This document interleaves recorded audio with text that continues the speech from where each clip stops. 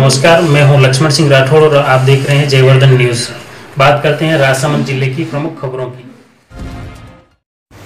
नाथद्वारा के सुखाड़िया नगर में 15 जून को संजय शर्मा व डॉक्टर नीना शर्मा की पुत्री हर्षिता का विवाह उत्तर प्रदेश के प्रशांत के साथ संपन्न हुआ। कोरोना महामारी के बीच इस परिवार ने सादे समारोह में गिने चुने मेहमानों की उपस्थिति में शादी की सारी रस्में पूरी की। अपने रिश्तेदारों को बांटी जाने वाली साड़ियों को श्रीनाथ जी की गौशाला में गोबर उठाने वाली महिलाओं को बांटकर एक अनुकरणीय उदाहरण प्रस्तुत किया। साथ ही दहेज के रूप में दूल्हे को एक अनोखा चेक दिया, जिसमें रुपए की जगह अपनी बेटी का फोटो लगाया गया। बताया कि बेटी की हमारी सच्ची पूंजी है, जिसे दूल्हे ने सहर्ष स्वीकार कर लिया। उत्तर प्रदेश से 12 बाराती आए और मेरी बच्ची हर्षिता विद प्रशांत के साथ उनका विवाह हुआ और विवाह उपरांत दहेज लेने से मना कर दिया, कुछ भी चीज़ लेने से मना कर दिया। तो फिर क्या किया जाए, तो कुछ गरीब महिलाओं को बुलाकर साड़ी वितरण कर एक पुण्य कार्य करने का प्रयास किया गया, जिससे समाज में एक अच्छा निर्देश जा सके, अच्छी बात कुछ हो सके और खुद इन चीज़ों को करने का प्रयास करें। 19 के तहत जिस तरह का माहौल आसपास बन रहा है कि कोई भी गरीब मजदूर वर्ग अपने खाने पीने के लाले पड़ रहे हैं और हम एक तरफ खुशियां मनाने जा रहे हैं। ऐसा लगा कि हम खुशियां मनाने जा रहे हैं और व्यर्थ का खर्च कर रहे हैं। अल्प समय में अल्प व्यय में क्या कर सकती थी शादी में, मैंने एक वही प्रयास किया। ना कहीं घोड़ी ली हमने, ना कहीं बैंड बजा लिया, ना कहीं हमने साई ली। मेरी बिटिया की शादी हर्षिता, जिसकी प्रशांत के साथ शादी होनी थी। प्रशांत जी यूपी से थे, अलीगढ़ उत्तमपुर से थे। उन्होंने भी हमारे सामने एक शर्त रखी कि मैं नारियल और रुपए पे ही शादी करूंगा, क्योंकि कोरोना चल रहा है। तो मैंने एक प्रयास किया कि मैं एक चेक बनवाऊं और उस चेक में अमाउंट की जगह मेरी बिटिया की जो मेरी पूंजी है, मेरी जिंदगी की सबसे महत्वपूर्ण पूंजी के तहत मैंने उसकी फोटो लगाई और उसको प्रशांत के साथ हर्षिता को कन्यादान के रूप में वही बस चेक दिया। वो लोग भी बहुत खुश हुए कि लॉकडाउन के तहत हमको सिर्फ 50 लोग ही बुलाने थे, वहां से 11 प्लस एक ड्राइवर, बस इतने ही आए थे। तो जो मेरे साथ बचत हो रही थी, उस बचत को मैं रख कर क्या करती, उससे बढ़िया मैंने सोचा कि विठलनाथ जी की गोबर उठाने वाली जो औरतें हैं, जो गरीब थी, उन विठलनाथ जी में गोबर उठाने वाली औरतों के लिए मैंने ये साड़ियों का दान किया। हालांकि जहाँ इतना इनलार्ज में जो कार्यक्रम होता है, उसे हम छोटे रूप में अपनी छोटी छोटी खुशियों को देखते हुए कैसे हम बड़ी खुशियों तक पहुंच जाते हैं। तो कोरोना 19 में लॉकडाउन में एक हमें वो सीख देके गया कि शादियां ऐसी भी हो सकती हैं। वही एक हमने प्रयास किया। राजनगर में पंडित दीनदयाल सर्कल पर नगर परिषद राजसमंद की ओर से लाखों रुपए की लागत से निर्मित सब्जी मंडी लंबे समय से बंद पड़ी है। नगर परिषद की उदासीनता के चलते सब्जी विक्रेता सड़क पर तंबू तानकर सब्जियां बेच रहे हैं, जिसकी वजह से न सिर्फ आम जन को असुविधा हो रही है, बल्कि सड़क किनारे वाहनों का आवागमन होने से हादसे का भी खतरा बना हुआ है। व्यापारियों ने नगर परिषद व जिला प्रशासन को भी अवगत कराया, लेकिन कोई ध्यान नहीं दिया जा रहा है। इसके लिए लोगों में आक्रोश व्याप्त है। खमनौर ब्लॉक के कुंचोली, दायला, गायरियावास, उठाड़ा क्षेत्र में नरेगा कार्यस्थलों का बाल अधिकारिता विभाग के सहायक निदेशक कृष्णकांत सांखला ने निरीक्षण किया। सांखला ने श्रमिकों को बाल संरक्षण के बारे में बताया। नरेगा में कार्यरत श्रमिकों के बच्चों के लिए क्रेच की आवश्यकता के सर्वे में किया गया। जीएल गुजर ने श्रमिकों को बताया कि नरेगा में कोई भी व्यक्ति अगर 90 दिन कार्य कर ले तो वह श्रमिक कार्ड बनवा सकता है। इस दौरान चाइल्ड लाइन परियोजना समन्वयक संजय राव, रेशमा परवीन, गंगाराम प्रजापत भी मौजूद थे। कालादेह ग्राम पंचायत मुख्यालय पर रहने वाले लोगों को जल्द ही पेयजल संकट से राहत मिल जाएगी। इसके लिए सरपंच बलवीर सिंह रावत द्वारा पूरे गांव में नई पाइपलाइन बिछाई गई है। साथ ही पुरानी टंकियों की साफ सफाई करते हुए उसे पाइपलाइन से जोड़ा गया है। यही नहीं, जलापूर्ति का खर्च भी ग्राम पंचायत द्वारा ही वहन किया जाएगा। इसके लिए 10-10 घरों के बीच में एक-एक नल लगाया गया है। पेयजल की जो समस्या थी, इसके लिए क्या प्रयास किए जा रहे हैं और क्या? पेयजल की समस्या ये है कि मेरे कार्यकाल से तो मैं पूरा पानी पे ध्यान दे रहा हूँ। इससे पहले यहाँ की टंकियाँ सब बंद पड़ी थी। ग्राम पंचायत की ओर से कालादेह में पाइपलाइन की व्यवस्था भी चालू करवा दी है और जल्द सप्ताह भर में सबको पानी की व्यवस्था करवा देंगे। इसके लिए नल कैसे लगाए जा रहे हैं? क्या नल 10-10 घरों के बीच में टूटी सिस्टम दे रहे हैं, जिससे मतलब उनको महिलाओं को समस्या नहीं झेलनी पड़े और अपने घर से बाहर निकले और पानी की व्यवस्था।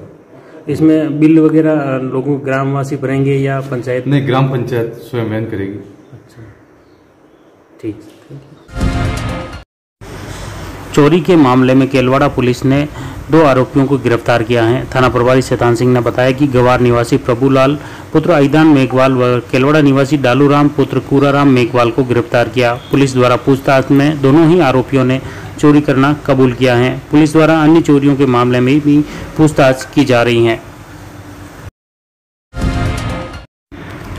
राजसमंद शहर के साथ ही ग्रामीण क्षेत्र में मंगलवार दोपहर को मूसलाधार बारिश हुई। तेज बारिश से शहर की सड़कों पर चौतरफा पानी ही पानी भर गया। ग्रामीण क्षेत्र में भी तेज वेग से पानी बहा, जिससे कई जगह सड़क किनारे कटाव भी पड़ गया। जगह जगह खड्डों में भी काफी मात्रा में पानी भरा। नाथद्वारा क्षेत्र में भी दोपहर को झमाझम बारिश हुई। आसमान में काले घने बादल छाने से हवा के साथ बारिश हुई। मूसलाधार बारिश होने से सड़क पर करीब 1-1 फीट तक पानी बह गया। नालियों की गंदगी भी सड़क पर पसर गई, जिसकी वजह से आमजन को आवाजाही में भी काफ़ी दिक्कतों का सामना करना पड़ा। करीब 1 सप्ताह बाद तेज बारिश होने से ग्रामीण क्षेत्र में किसानों के चेहरे पर खुशी खिल उठी है। अब खरीफ फसलों की बुवाई को लेकर भी किसानों ने तैयारियां शुरू कर दी हैं।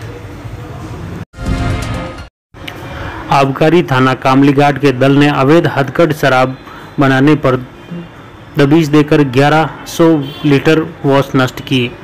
थाना प्रभारी ओम सिंह चुंडावत ने बताया कि जिले में अवैध हथकढ़ शराब के विरुद्ध जिला आबकारी अधिकारी जगदीश प्रसाद रंगा के निर्देशन में विशेष अभियान चल रहा है।